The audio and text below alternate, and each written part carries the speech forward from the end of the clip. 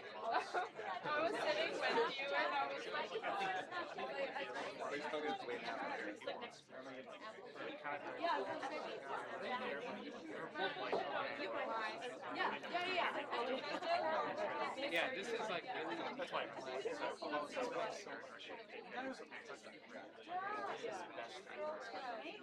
Wait, what? no.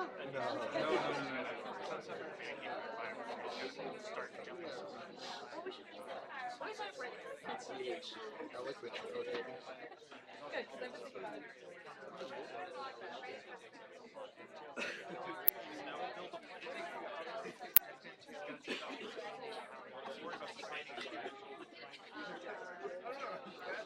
You that would have. Welcome to Oh my gosh. I like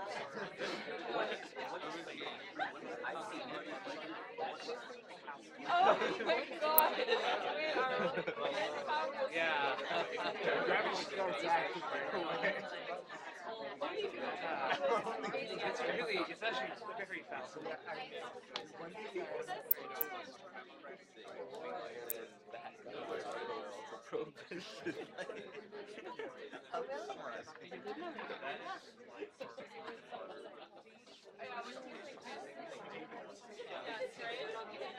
lost conversation. No, and this is the most yeah, you lost faith.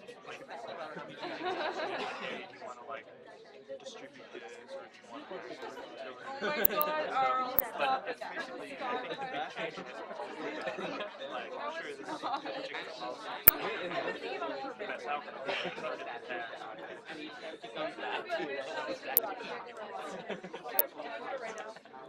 I've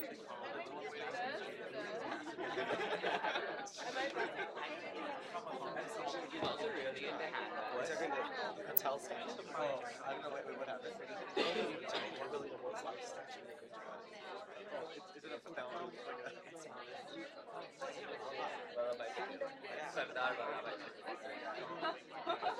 It's like gonna be the world's largest statue. I thought the Shivaji statue. There's one off the coast of Mumbai. It's like the Statue of Liberty. It's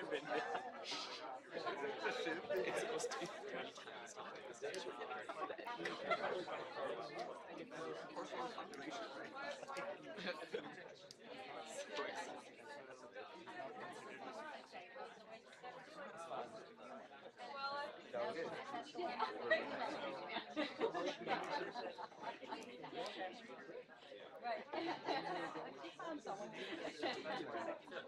This is results of the case, all the way up.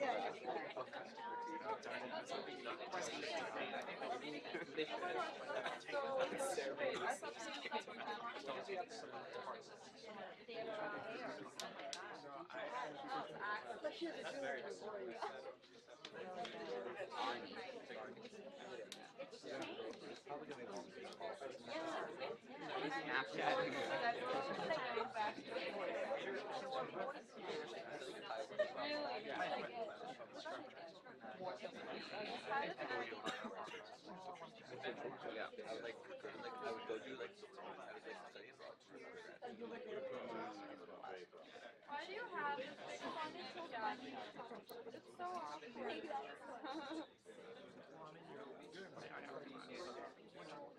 You don't have pictures of yourself that tell yes. let's ask. So that's my Wait, so for me, I have chosen to one, so that's the one I get. So I'm in that. Are you showing it?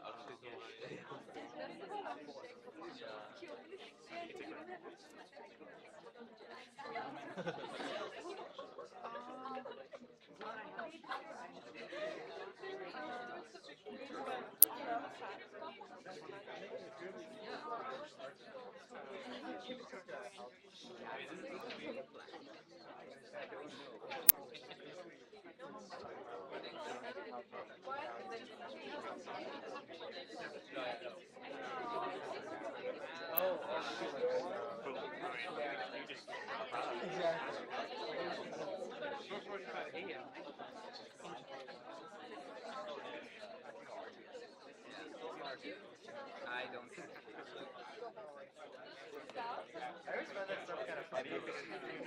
It's built out of some idealistic world where supply needs to demand.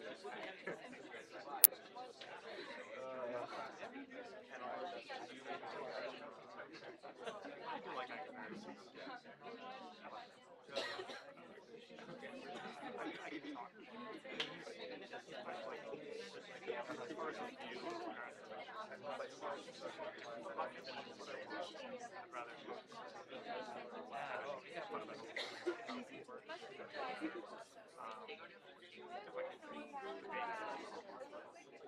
he also very like that.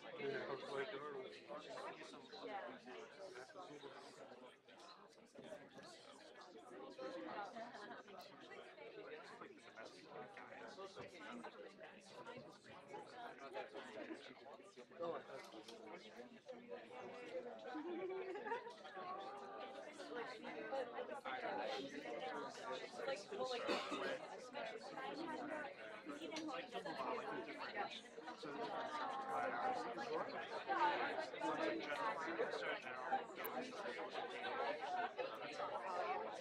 different one's like general so general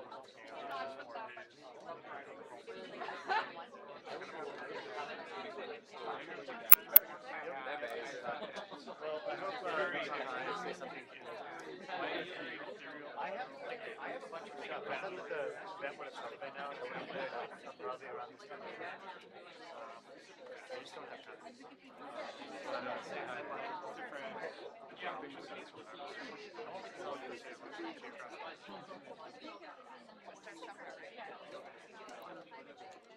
no, an answer question. So we take he's taking the city's so have to take the people.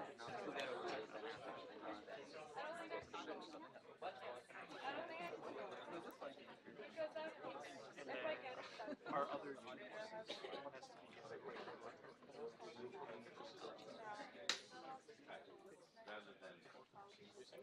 2 minutes.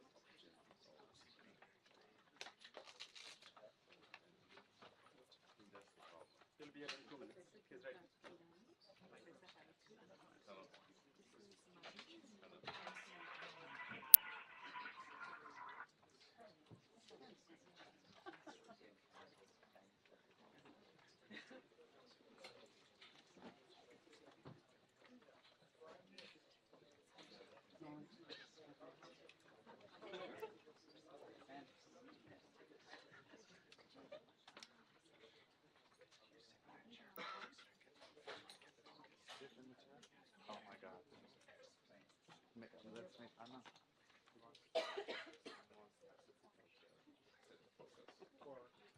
And yeah, I mean, Okay, so come, I Tash, can't you sit sit. here.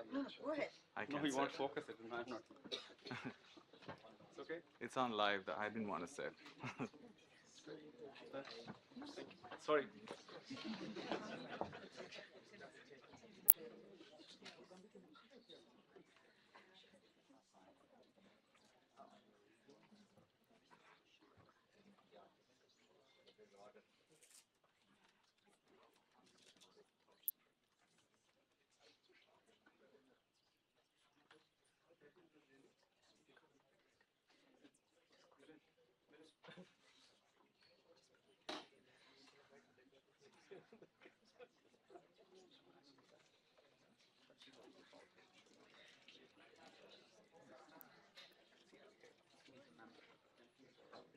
Local election.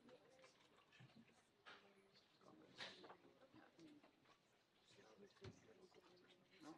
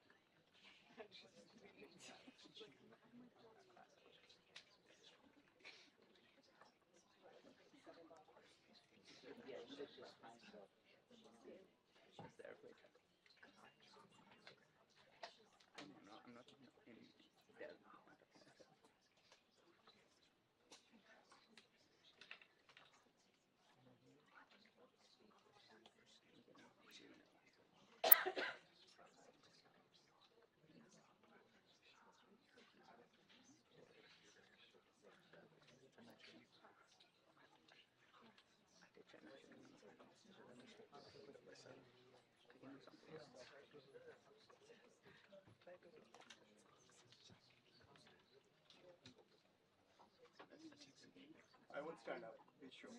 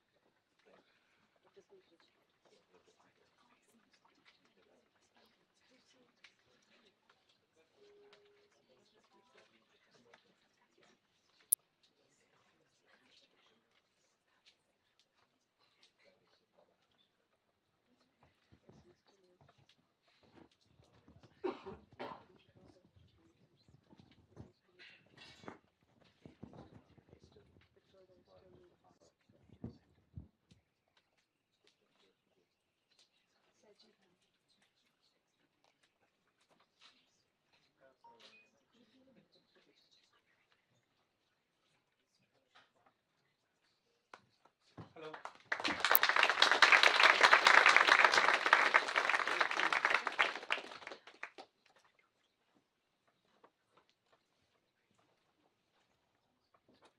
Good evening. Good evening.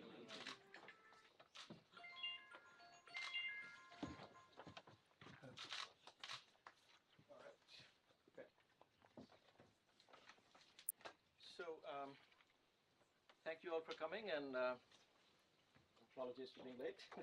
So, I just want to start by putting this conversation in context. So, I'm welcoming you on behalf of the Center for International Security Studies, which is a unit of the Woodrow Wilson School, co-directed by Professors Erin Friedberg and John Eikenberry. In this already small center, there is an even smaller program on India called India and the World, which I run, and we've been running it for some years. And one of the main things we do is actually engage with Indian public figures, in particular over the last 7 years. We've had members of Parliament come, 6 in each batch roughly, so there are about 36 Indian members of Parliament who've gone through the program. Some are serving in the current government. The current defense minister is one of our alumni. But one of the alumni is the gentleman standing at the back in the suit, Mr. Dipinder Hooda, who is a sitting MP of the Indian National Congress, of which Mr. Gandhi is a senior leader and vice president. And Mr. Hooda was sufficiently happy with his Princeton experience that he mentioned that to me right, a couple of times. so by the way, is my mic working? Is that Not working. Is mine working? Mine is working. okay? Now it's working. All right. Turn it on.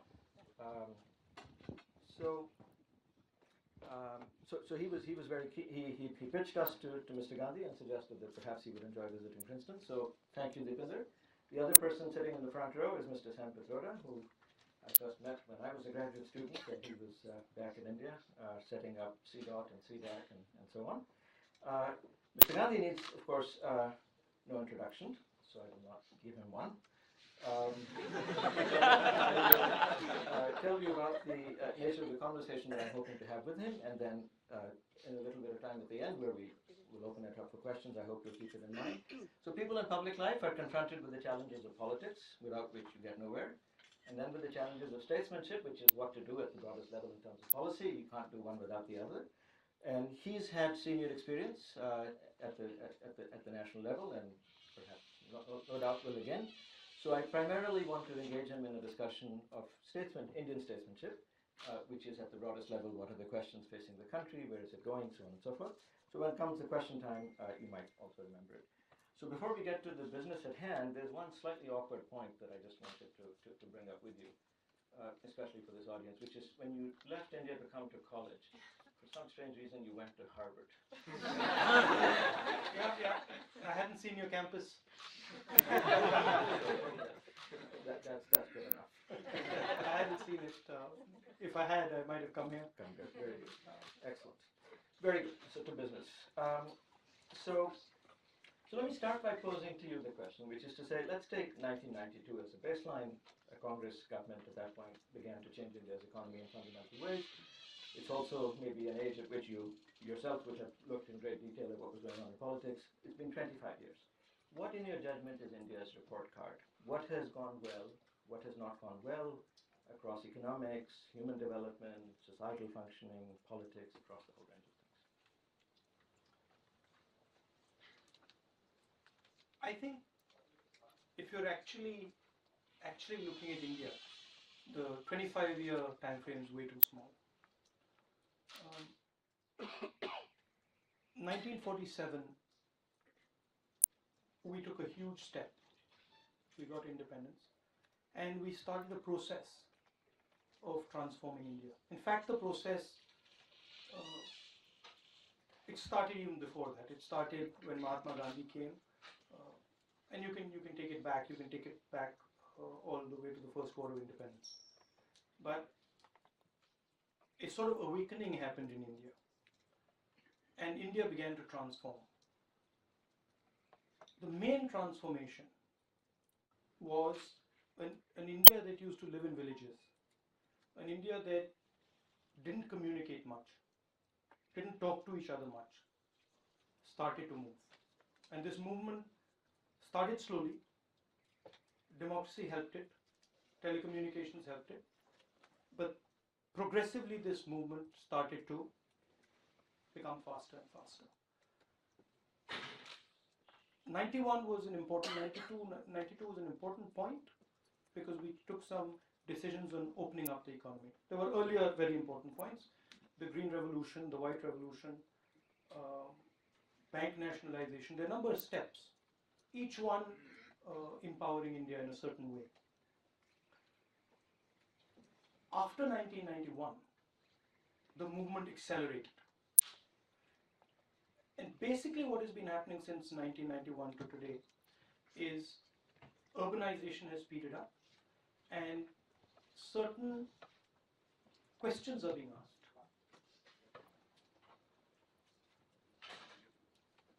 India and China are basically the biggest migrations of people that history has ever seen.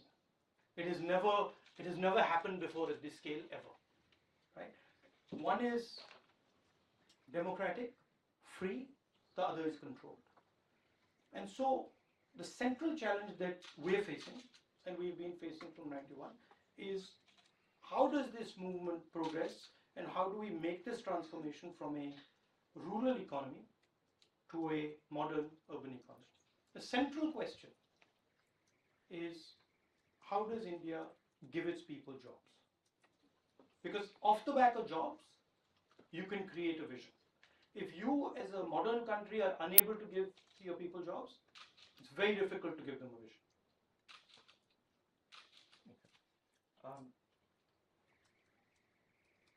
Looking outside that filter for a second, in terms of societal functioning, so I mentioned let's say social mobility, and intergroup harmony, gender equity, or social trust. What's your sense over the last 25 years? Which is, has the enhanced processes that you described, how have they interacted on these indices? Caste structure, For example, which is central, has weakened democracy, has been eroding it. I don't think it's been doing it fast enough. And new forms of hierarchy are being created. So on the social mobility, quite a lot of progress, a lot more to be done. Economics, very good movement, but increasing inequality. And that is now becoming a problem. Education, skills, health, sort of human development. Look, if you're comparing us, No, just over the 25-year period. So just as in your sense of the trend line. I would say decent performance, but the problems are changing. So the demands are increasing, and what we did previously is not going to be good enough going forward. Right. So if you take education, excellent top level, and that's, you represent that, IITs, IIMs, ISB, excellent top level, but no scale of that quality. So large numbers of states having education systems which are not really doing their job. If you go to Bihar, you go to Uttar Pradesh, you go to other northern states, it's not happening, right? Same on the healthcare. Excellent healthcare at the higher level, but if you go to a state like Uttar Pradesh and you're a poor person, you want medical help. Right. So just picking up on that a little bit. So one of the numbers that has struck me is that the demand for private schooling continues to increase, which is if you look at the percentages of people who are sending their children to private schools. In the urban areas, it was always high. Even in the rural areas, it's actually been going up. What do you think is going wrong there? Which is You can't. One thing I would caution you with is taking one lens and placing it on top of India. Public school system in Kerala, pretty good. Public school system in Tamil Nadu, excellent, right? So one thing that we tend to do is say, okay, let's take one paintbrush and brush the whole of India. I can tell you states where the public school system is doing superb. I can tell you states where it's doing badly, right? And each state is its own little ecosystem, and each state has certain strengths and certain weaknesses. So it's much better to look at India as a number of states, and then to think about how those states are performing on these axes. Just broadly saying private schools doing well, public schools doing badly, that doesn't actually, it's not accurate. actually, to be fair, the same report I was looking at, it doesn't necessarily say private schools are doing better in terms of outcomes. Simply that parents are choosing to send their children to private schools. In other words, when they test them, it's not necessarily the case. My sense is we're not spending enough on education and health, Okay. and that's why that's happening. If you go to UP private schools, you'll find that there's not much going on there. Very good. So you kind of segued into that anyway. So the next thing I was going to say was, over the next decade, to take a shorter lens, what do you see as the central challenges facing India? Jobs. And the numbers are pretty simple. 30,000 new youngsters coming into the job market every single day. 450 jobs being provided today. So you can do the math. And that doesn't include unemployed people. That's just, if we start the clock now, and we stop it same time tomorrow, 24 hours from now, 30,000 new people just came in. And we gave 450 of them a job. So that to me is the central problem. Second issue, huge migration to cities, and cities not being equipped to handle the type of pressures that they're coming under. Scaling up healthcare, scaling up education. Those, I would say, are the central problems.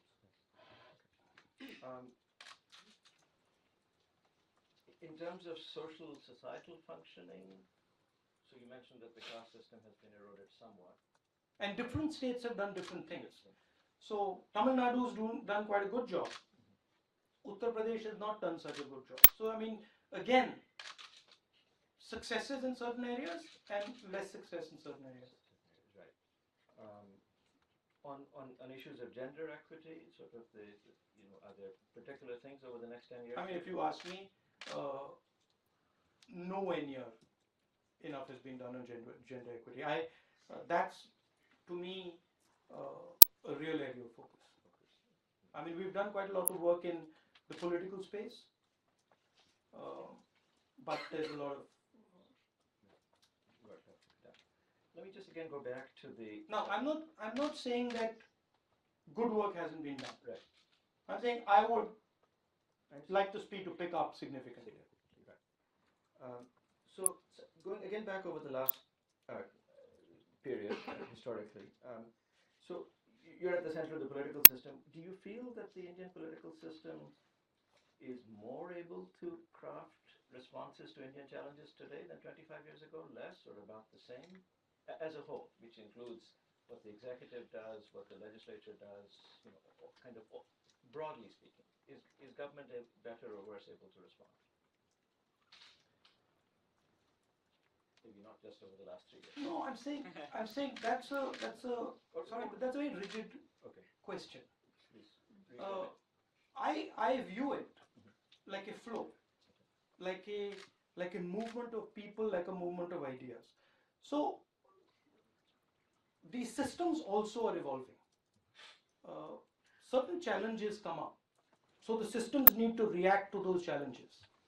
I think there are a couple of very big challenges coming up, and I'm seeing certain weaknesses in the system's ability to respond to them. But overall, if you look compared to large percentage of the world, we've done pretty well. I mean, as I said in my last discussion, between China and us, nobody has taken more people out of poverty. And frankly, look back 10,000 years, there is no democratic country that has been able to take as many people out of poverty as India. It doesn't exist. So that's a huge success. The scale is massive. So you will always have certain things not working, certain things working very well. I get worried when I see fundamental structural problems. Right. So let me take a step back. If you look at blue collar jobs today, China dominates them. They dominate them because they have a particular type of political system. They use coercion to dominate them, but they've got a competitive advantage in that space. Democratic countries are struggling to produce blue collar jobs at the rate. That to me is a real problem. And that's a problem in the United States, it's a problem in India, it's a problem in Europe. You can go to any of these democratic countries and ask them, and they'll tell you that yes, we're struggling to get the blue collar jobs. You can't not have blue collar jobs when you're a big country. You can do it when you're in Singapore, but if you're in India or you're in England or in America, you can't do it. And that gap is what is creating the churn in the politics in our countries, the sort of disaffection, the anger that you see. Of course, as you know, the share of manufacturing of world GDP, of course, has been shrinking forever. And at some level, in the classic analysis, that's what should happen because people should move to jobs which are. But I agree with you actually, which is to say that that may be true in some very long run sense, but in the short run, that certainly means a massive amount of displacement, which is hard to. I think the term manufacturing has completely transformed. So even the clear division between manufacturing and services that we used to use, Right. I don't think it's a very valid split. Traditionally, manufacturing units were silos. And the general mindset is that it was a concrete structure with things being manufactured inside. That's not what modern manufacturing is. Modern manufacturing, those concrete structures are actually networks. And those networks are linked to the services system and everything. So again, splitting clearly, saying, manufacturing is separate, services separate, problematic. I would agree with that. But what it points to, as you're pointing out, is of course it means that manufacturing jobs also now involve a level of skill, which is. I think a much better frame Right. is jobs. Right? A much better frame is, from my perspective or your perspective, India is creating 400 million, is moving 400 million people from a rural to an urban environment. Doesn't matter how we employ them. Right. we have to employ them. Correct. And we are highly unlikely to employ 400 large numbers, hundreds of millions of people in services.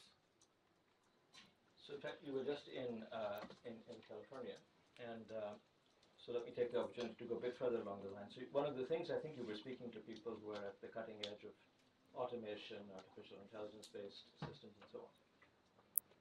Do you see this impacting this process of creating jobs? In a sense, take a driver, right? I mean, you could move from a village and get employed as a driver in a city, but of course, if you get self-driving cars, that's a category of jobs. Mr. Gadkari, in fact, just announced that he's going to ban self-driving cars. He's going to ban self-driving I think cars. this is in the press that he said that this would. I'm fairly sure I have this right. This is the same argument that was made when India was moving into computers. That computers will take away jobs. I've heard both sides. I've heard that self-driving cars and the like will take away jobs from people. I've also heard that they will create many more jobs for people. My sense is that I think there will always be jobs. So even though I've heard that, I don't think that jobs are going to disappear because of automation. That's my sense. I think the nature of a job will change. Correct. And the structure of a job will change. Right. But I don't think we will live in a world where human beings don't have anything to do. Well, I think the issue is a bit more. And again, I mean, well, that's a separate discussion. Come back next time. I mean, human beings will always find something to do. People with titles with books like Singularity Theory, where let's leave that aside. That's a too far. But on the other hand, a given stock of people, and again, this is an issue, as you correctly said, it's an issue worldwide, which is given stock of people with a set of skills. The question is, the new jobs that the last two industrial revolutions, the first one and the second one, which took place in the 20s, the people who lost jobs in it were not necessarily the ones who gained jobs when the new jobs were created. Right? So, because after a certain age, it's very hard to retrain people. So the issue in a little bit is that there's a certain flow of young Indians coming in, and if the technology frontier evolves, will they be able to be skilled in a way that they can keep up with this evolving? Right? So it's a question. So anyway, you obviously engaging with people who. I think I'm an optimist, so I think human beings will find a way. Will find a way. Good news for us professors. I think Sam and me, speak quite a lot about this, but I think the nature of a job and the nature of education is going to have to change. Our education system is a 20th century education system. It's an industrial revolution education system. So we spend quite a lot of time thinking about how the 21st century education system will look. And I think it will be centered much more around concepts than around subjects. So I think you will get people who will specialize.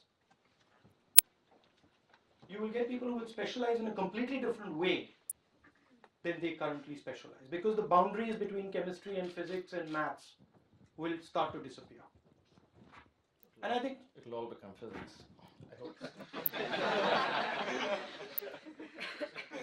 have my own style of interest at heart.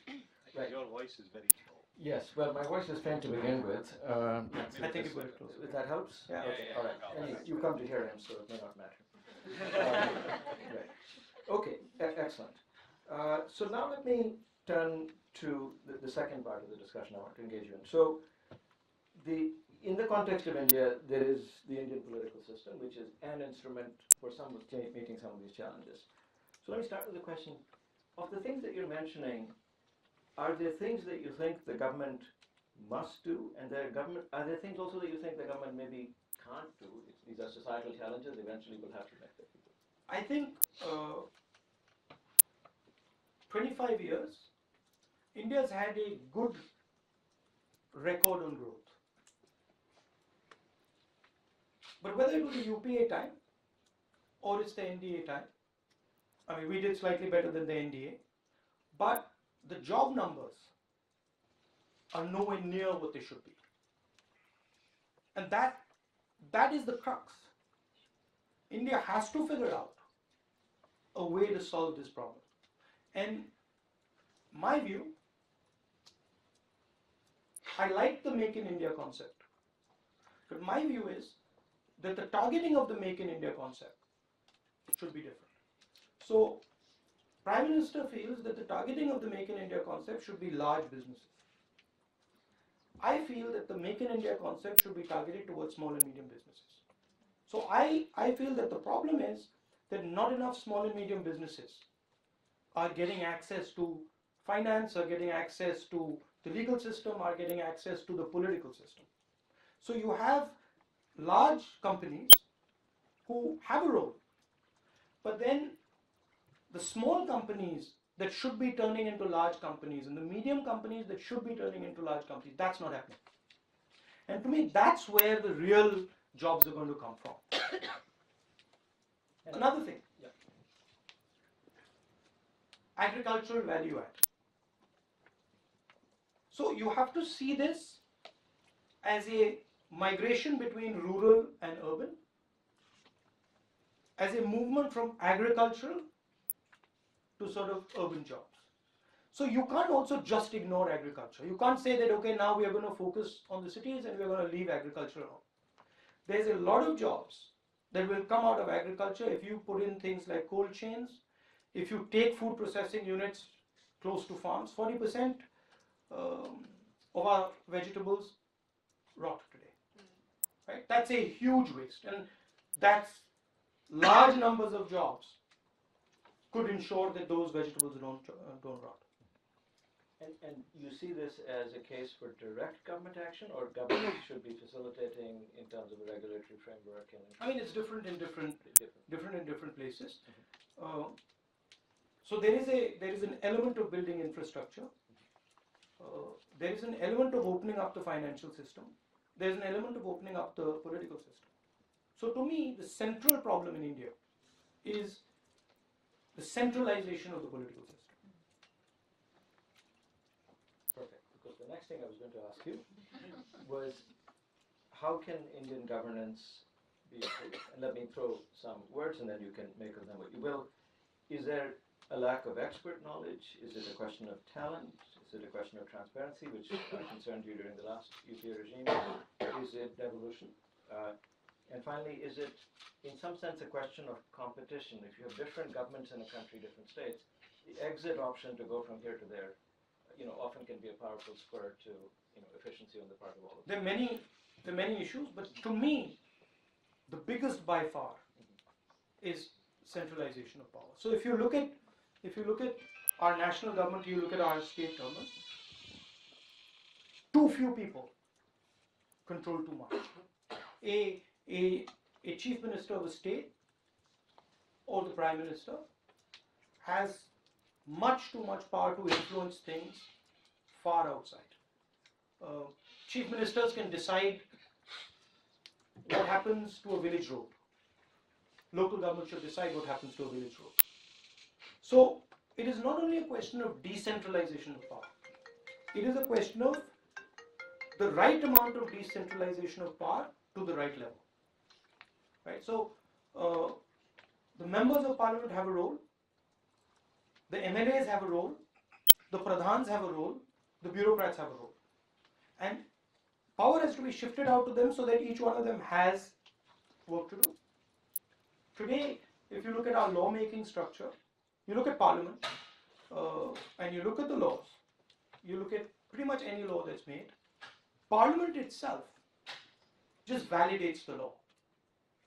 The lawmaking process is carried out in the ministries and by bureaucrats. Right?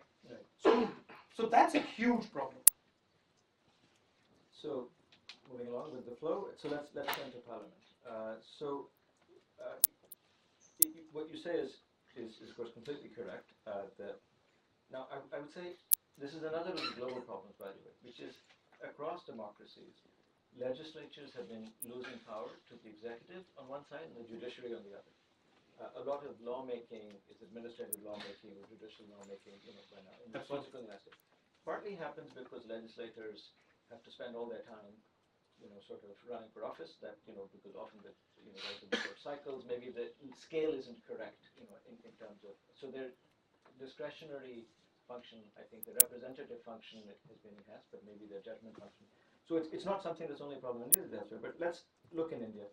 Can you think of ways that you would like to see which would sort of enhance the relative power of the legislature? I mean, again, I'll throw some ideas at you. There's the idea that maybe something you could personally do something about, that there should be a shadow cabinet to give an explicit sense that there is people who are doing that. Committee staffs to allow, because again, this is now expert knowledge. American committees are very expert staff, so there's a lot of subsidy. Then there's the issue that, one of the great accomplishments of Mr. Rajiv Gandhi actually was to put in the anti-defection law, which at that point really stabilized the system. But on the other hand, it's a very Procrustean sort of law. And the question is whether MPs had some freedom on some issues which are not, mission critical to sort of wander from, are these all things that you think about as things that ought to? When I think of the governance system, I would like to see much more transparency in processes. So we have a committee system in India, but it's closed. Nobody knows what happens inside the committee system. I mean, I sit on a couple of committees, and it's 20 people, and nobody sees it. So bringing in other people, making these things accessible to people, to see actually what's going on in the lawmaking process, to make these lawmaking process transparent, that's a very powerful thing. I don't think there's an expertise problem in India. There's an access to information problem in India. And I think that's something that, I've spent quite a lot of my time working on it. Internally in the party, particularly in the youth organizations, democratizing, holding elections. But you get a backlash because it disturbs people. People don't like transparency. That's probably true. You let some campus also. It's disruptive. So if you're transparency is not easy, but it's powerful. So there was something you said I wanted to pick up on. You were talking about what did you use the sorry. Transparency? Transparency. You were talking about legislatures. About expertise. So I remember a discussion with, I wouldn't be able to quote the numbers for you, it was with the economist Dr. Indira Rajaraman. She had looked at relative high-level expertise in China's government versus India. So India has a large bureaucracy, but for instance, the number of IAS officers who you would consider the brains of the bureaucracy. Her thesis was that in fact, India's bureaucracy was very bottom-heavy. It actually, so I was talking about expertise within government. There could be a lot outside. That there wasn't enough high-level expertise. For instance, in an India-China comparison. I don't know if this is something that you... See, you have 100 students in this room. You open out processes, they will become experts. They will look at the processes, understand the processes, become experts. You close the processes and then you say, we got no experts, that doesn't make sense. So, people used to say, in the 1950s, a lot of brilliant debates used to take place in Parliament House. Of course, they used to take place because those members of Parliament were actually making laws. Right? We sit in Parliament, we have conversations, but we don't make laws in Parliament. Laws are made by bureaucrats and by ministers. Now, after that you say that this debate is of poor quality. Of course it's poor quality. Bring the lawmaking system, make parliamentarians make laws, and either they'll become experts, or people who are experts will come and help them. So to me, it's all about opening up the structure. And if you look at India's successes, and you look at the Green Revolution, you look at 1991, every single time we have opened up some process or the other. Even Sam sitting here, it was a decentralization of power through the telephone, through the computer, that transformed India. So to me, decentralization is always good in India. Opening up is always good. Giving access to people is always good.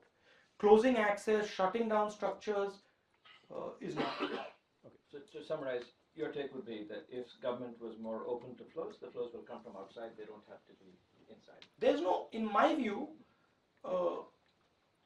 you create a process, you open a process out, and people will look at that process and you will find the experts.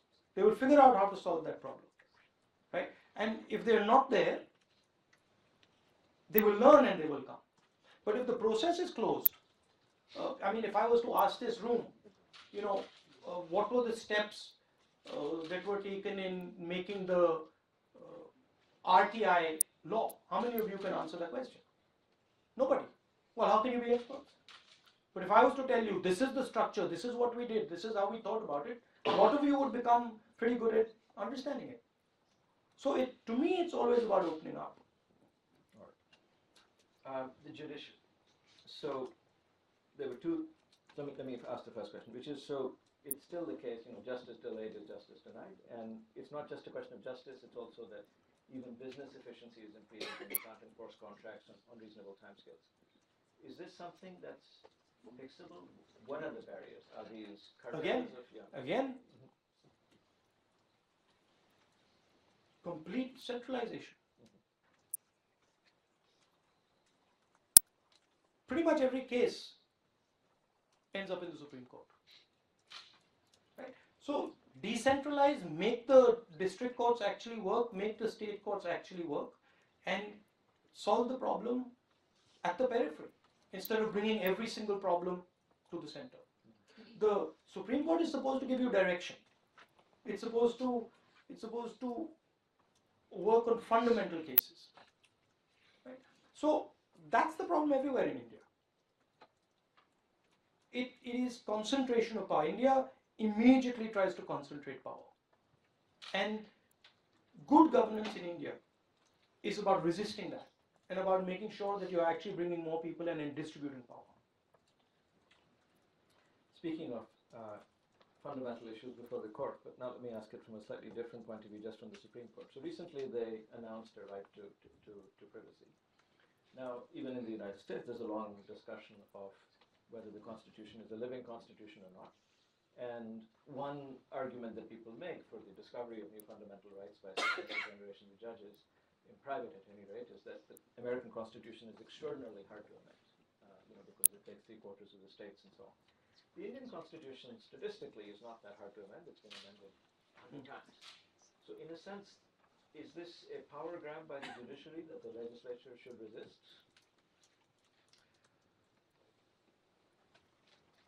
An institution is basically a monopoly of a particular type of information. A judge 20 years ago had a monopoly on his court. The mobile phone has destroyed that monopoly.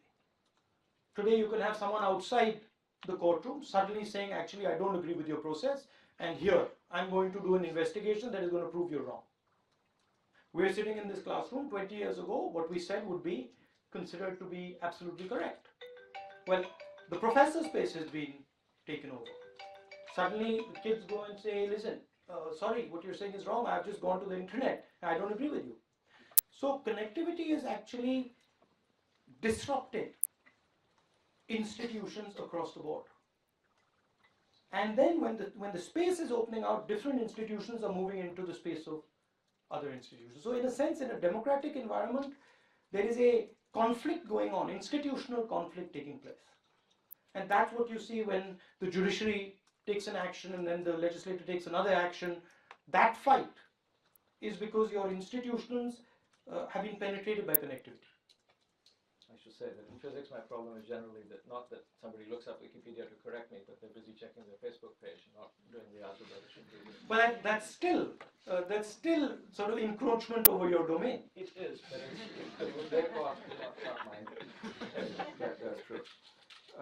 Very good. No, so we struggle with that, right? We have. I can also make the point more broadly, which is, of course, it's true there's this flood of information, but it's also distracting to the processes because there's a lot of useless information. Oh, absolutely. So we can have a long conversation about policy and about structure, and then somebody can tweet something, and that's much more powerful than So it is the age of the image or the age of the tweet, and that's part of the disruption. So people in the room and watching in India, don't tweet. Listen to what we have to say. All right, great. How are we doing in time? Because we do want to leave a little. So I think maybe I'll try and speed up, and so that we can then open up to questions. Okay. So I was going to ask you something about the party system and the Congress, but can I maybe, just in the interest of time, I'll skip to your views on. Let me ask you one question, which is that there's a process. You are already vice president of Congress. There's a process underway. Not unlikely that maybe come October you'll head the Congress. Do you have some plans for what you want to do in the party, which would better prepare it to? I mean, we were in power for 10 years. And in 2014, we had a vision that began in 2004. And by 2012, we felt that vision had run into trouble. So large part of what we're going to do is going to work on a vision for the next 10 years. That will focus on how to solve the job problem. It will focus on agriculture, education, and healthcare. And we're going to build that vision not top down, but bottom up. So we'll build that vision by coming to students, coming to other stakeholders and asking them, listen, what do you think? How should India look at this problem? How do we deal with this problem? And sort of try to build up a vision using that. I think I've come here to the United States, and I'd like to tell you this, that most of the Indian people here, whenever India has made big shifts, it has always done so on the back of non-resident Indians. People don't say this, but India's freedom movement, Mahatma Gandhi was a non-resident Indian. Jawaharlal Nehru was, Ambedkar was, Patel was. So you have a huge role to play. And I would like you to be involved in that. There is a particular vision currently in operation in India, and there are people who believe in that vision. I don't agree with that vision, but I think it's important that an alternative vision is also placed on the table. So turning now to sort of one more thing. Please, yeah. I think, as I said to you earlier, what I would like to try and push forward is a transformation of the Lok Sabha, transformation of the Vidhan Sabha. I'd like to see an India where members of parliament, members of legislative assembly are actually involved in some of these processes. I'd like to open up some of these lawmaking processes, not only to MPs and MLAs, but to students like you. And I'd like you to participate in some of those, in the processes of making those laws. So setting up structures whereby students can come in, help us. Setting up structures where people, experts from outside, like you do in the United States, could come in and help us with the lawmaking structure is something that I would be trying to do. Very good. So now, sort of sitting in Delhi and looking out, there are major transitions that take place in the international system and can take place. So the United States is now and has been since the end of World War II the dominant global power. Prior to that, it was Britain. And the question in everyone's mind who thinks about these things is, of course, the extraordinary rise of China, which of course has been extraordinarily beneficial to the Chinese people and is one of the great success stories of our times economically. It's also the return of a great civilization to the frontiers of human accomplishment. All of that is, of course, great. On the other hand, it's also a nation state with an army, right, and other instruments, of course. So the question is, and India's right next to China. We just had this Doklam standoff which represents a sort of continuing thing. So the triplet of questions for you there is, what do you see as the challenge of rising Chinese power? Item one. Item two, does it matter that China is currently not a democracy in the sense in which India is? Do you think China will democratize? Will that make a difference to it? And finally, given a certain assessment of the problem, what do you think India should do?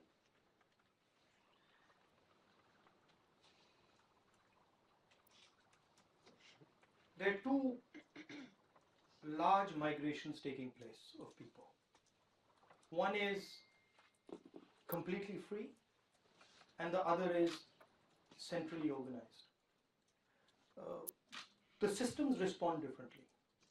But you're saying China. I'd like to add India to that. There are two huge countries that are transforming from agricultural countries to urban modern countries, and that's huge chunk of the world population, right? And how these two countries do is going to fundamentally reshape the world. It's not my place to sit here and say China should be democratic or should not be democratic. They've chosen their path, and we've chosen our path. But there is cooperation and there is competition.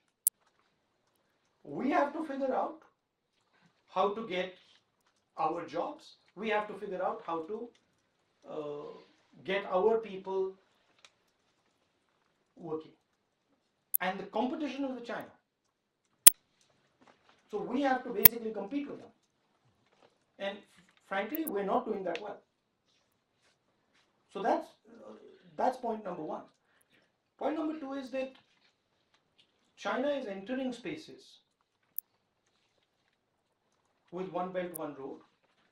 And China has a particular vision of the world. It's very clear. And from their perspective, it's a powerful vision.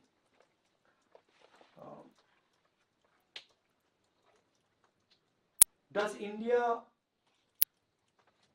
have a similar vision? What does that vision look like? How much cooperation is there going to be between us and them? These are basically the fundamental questions going forward. But the thing to realize is China is moving with tremendous power.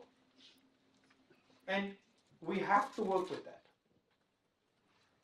I think there's a lot of space for cooperation between the United States and India in the creation of jobs, in education. So I think there's a lot of synergy between the two countries. India also historically has maintained balance. So India has had a relationship with China, it has had a relationship with Russia, it has had a relationship with the United States, it has had a relationship with Iran and a number of countries. So to me, the strategic relationship with the United States is important, but balance is also important in terms of all the other countries around us. So that's there. I would say there is a slight difference between us and the government. So that would be the lay of the land. And then looking a bit closer, so there's obviously our neighbors in India's neighbors in South Asia.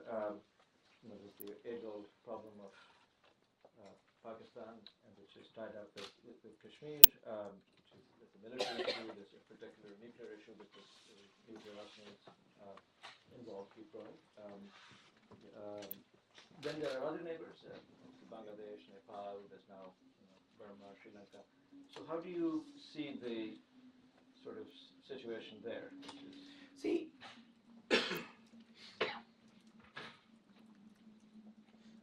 people generally tend to think that systems move in a linear fashion.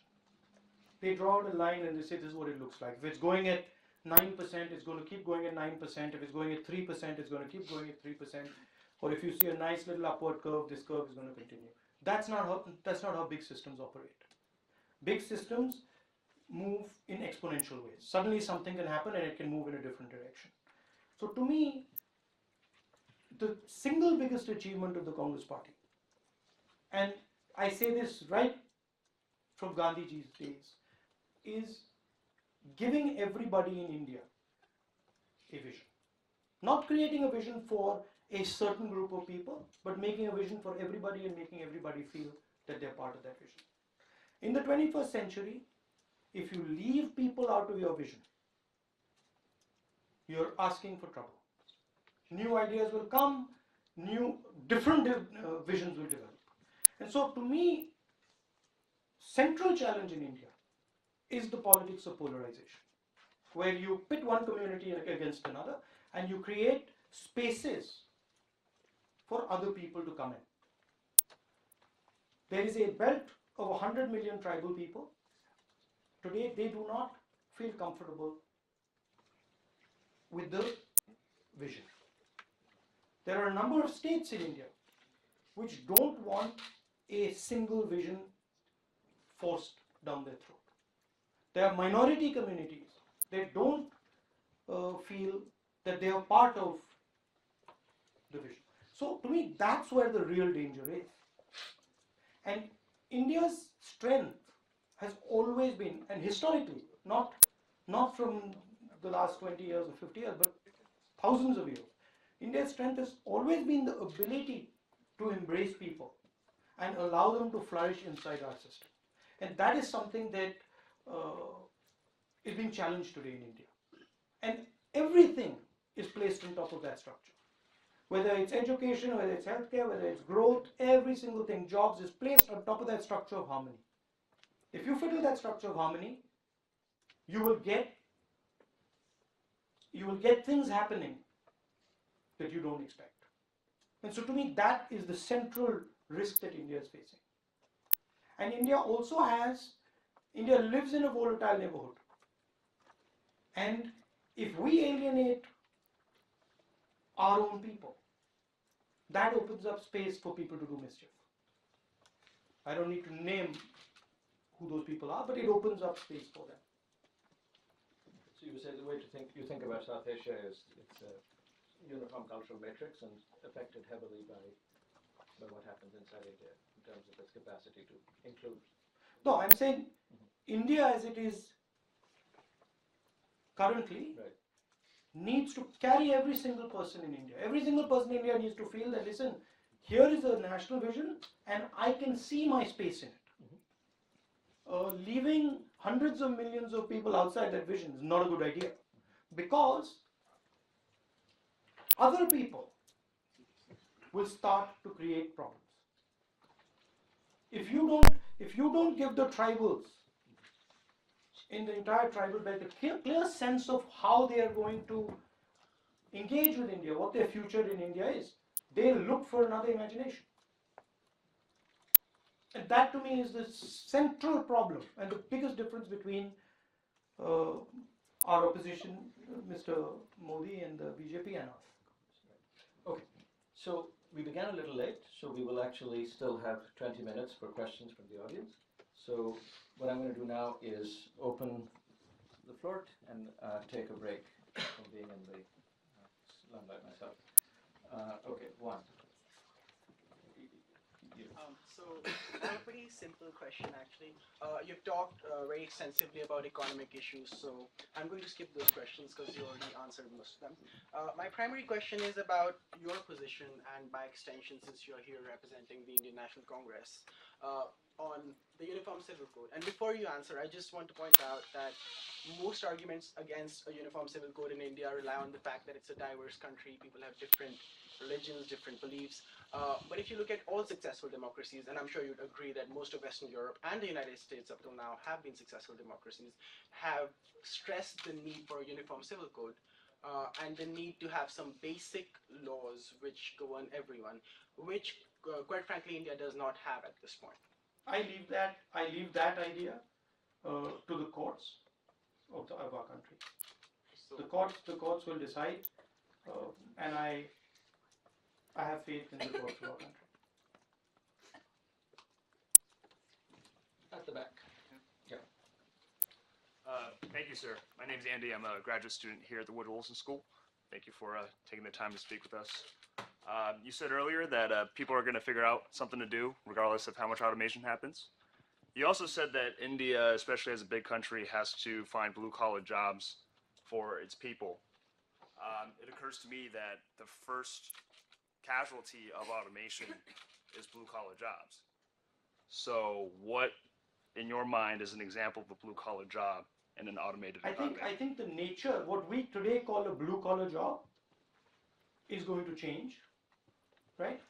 But the question is, who is going to have those jobs, and which country is going to have access to those jobs?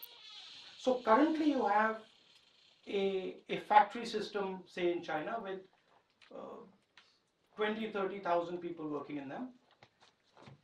That's something that is not replicable by India. But I don't think that's necessarily what the world will look like 15 years from today. So the question is, can a country like India access some of those jobs? And what do we need to do to access those jobs? What are the type of things we need to change in our system, in our education system, in our banking system, to get at some of those jobs? But I think what we call a blue collar job today is not going to be the same tomorrow. Thank you so much for your time, sir. I just have two questions for you. The first, you quoted Gandhiji, and I really believe what he said, that the soul of the country of India lies in its villages. And you spoke about the transformation from the agrarian to the service sector. Is the government looking at development in the agriculture sector and not necessarily a movement? Because I believe when 60% of the country is employed in the agricultural sector, we should look at automating that and looking at development within the sector than pushing the people for intersectoral growth.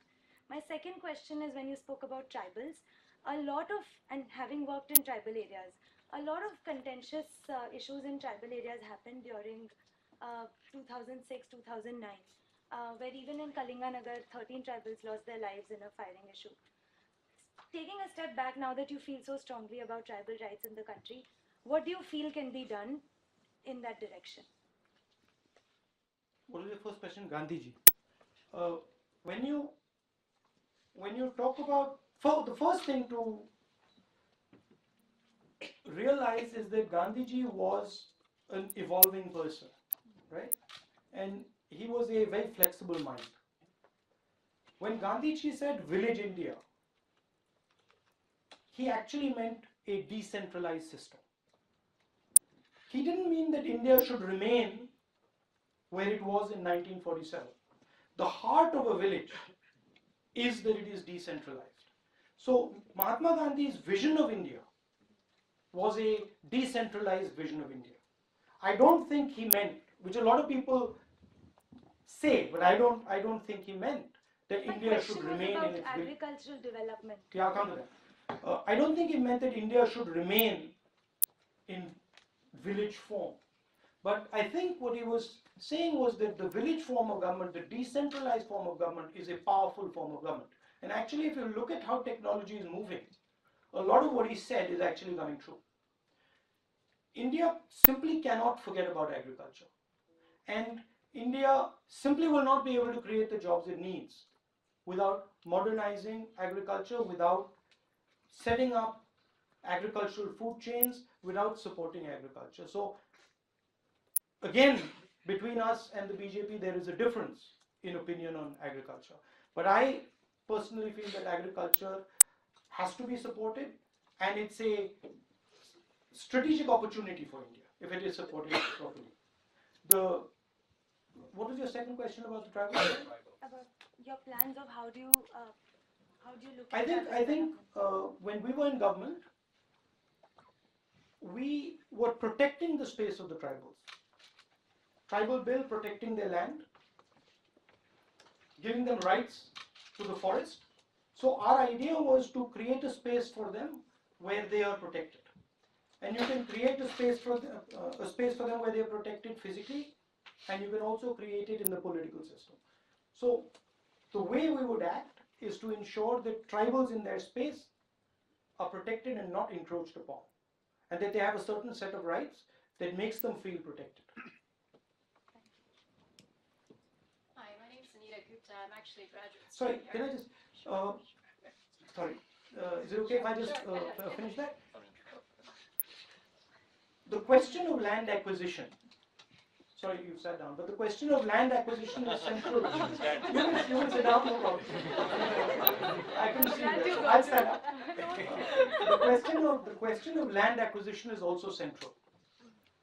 How you acquire land in tribal areas what are the rules for acquisition, and Nyamgiri became a central case here.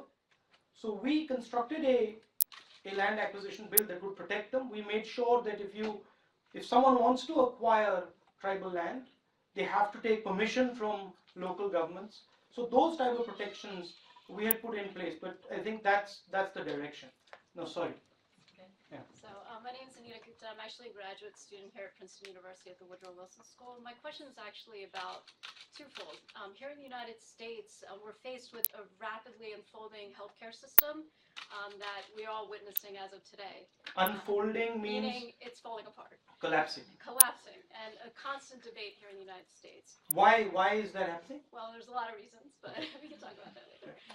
But I'm curious because you had mentioned in India that there's a lot of young youth, 30,000 that are, looking for jobs.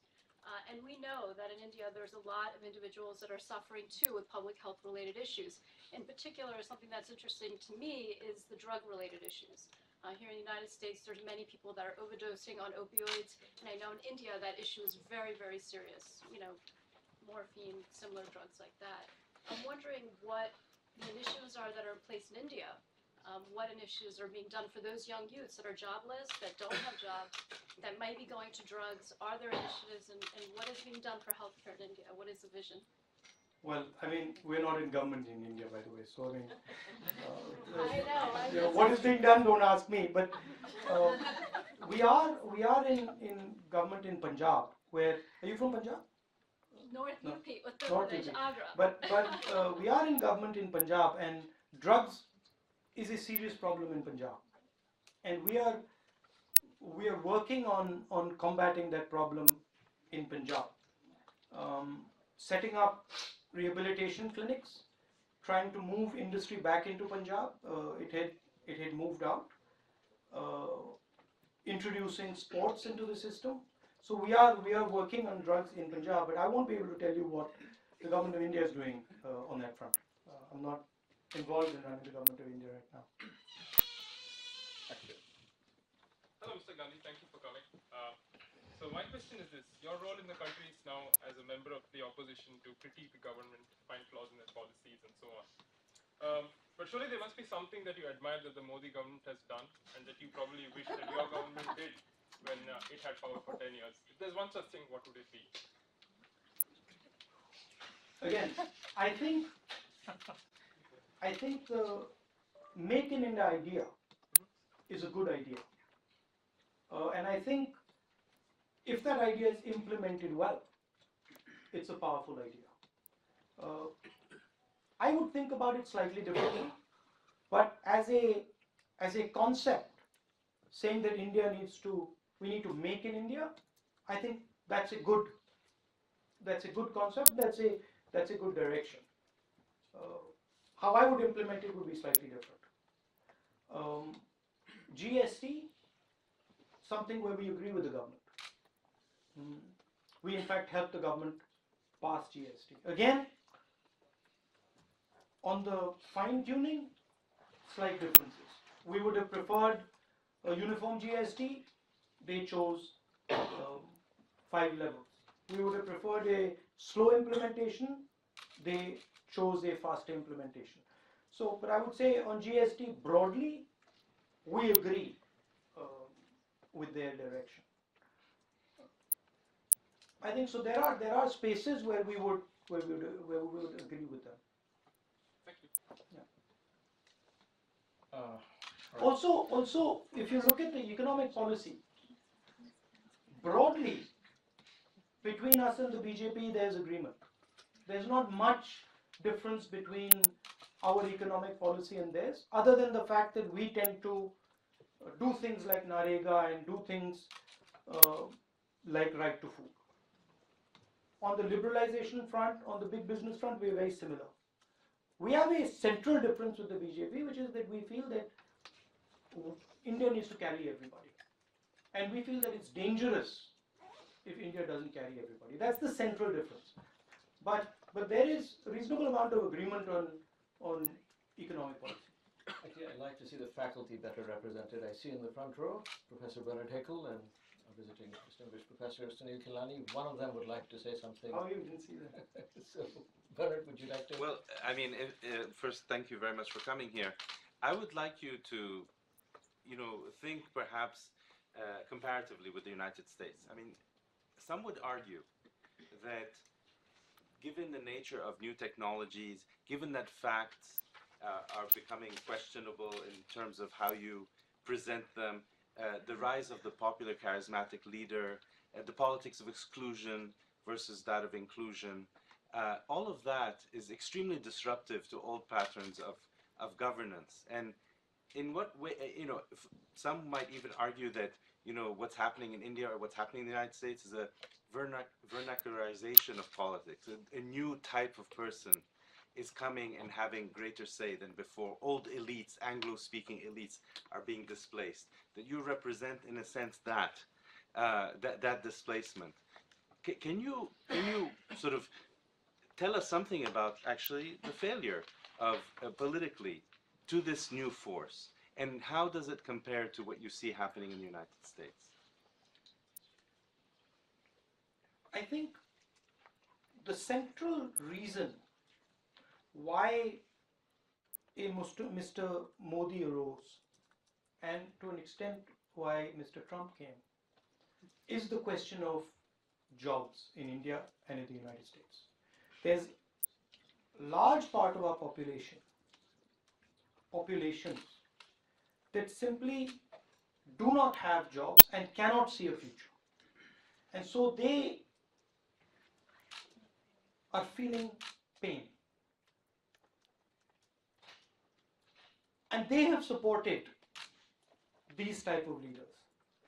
The problem is that the record on jobs of these leaders, I don't know Trump, so I won't go there, but certainly our Prime Minister is not good enough. So those same people who got angry with us because we couldn't deliver on those 30,000 jobs are going to get angry with Mr. Modi. The central question is resolving that problem. My main issue with Mr. Modi is that he diverts that issue.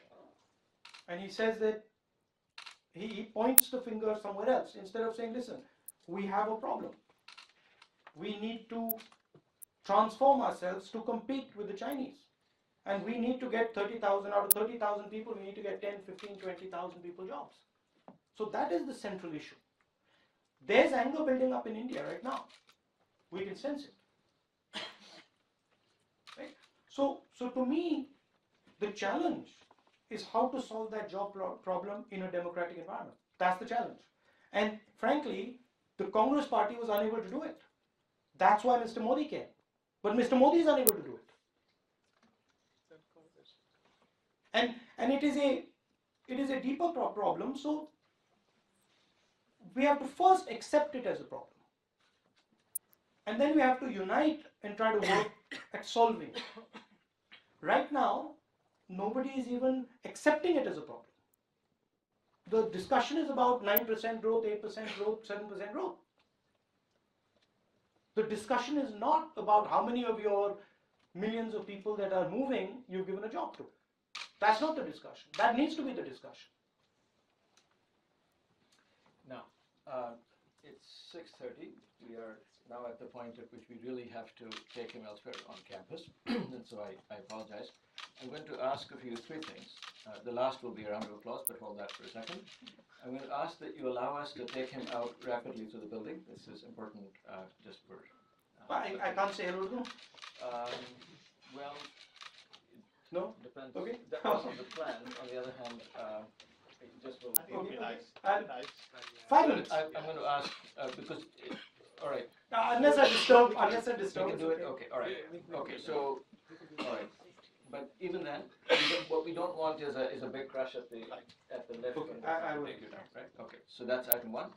Item two, I believe there was some interest on the part of Mr. Huda, and I guess whether some people wanted to offer their impressions of the meeting. There was some. Tawishi Alag is somewhere in the audience. I don't know if she's still interested in interviewing some people. After this thing. After this, so if some people want to talk to her, she's going to be kind of putting together a report in this event. If you would like to talk to her, please do, and she would be delighted to get. Anybody your could speak take. to her. She'll be outside. Okay. So first a round of applause. Then he gets to Impressions that you have. say hello. And then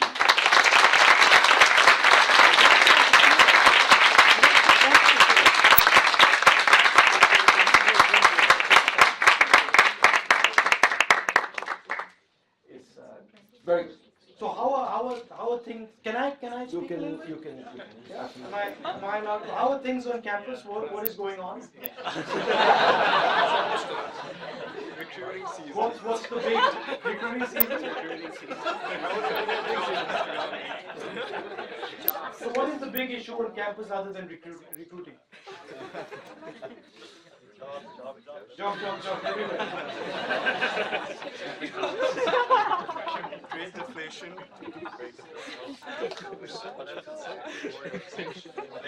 Great inflation.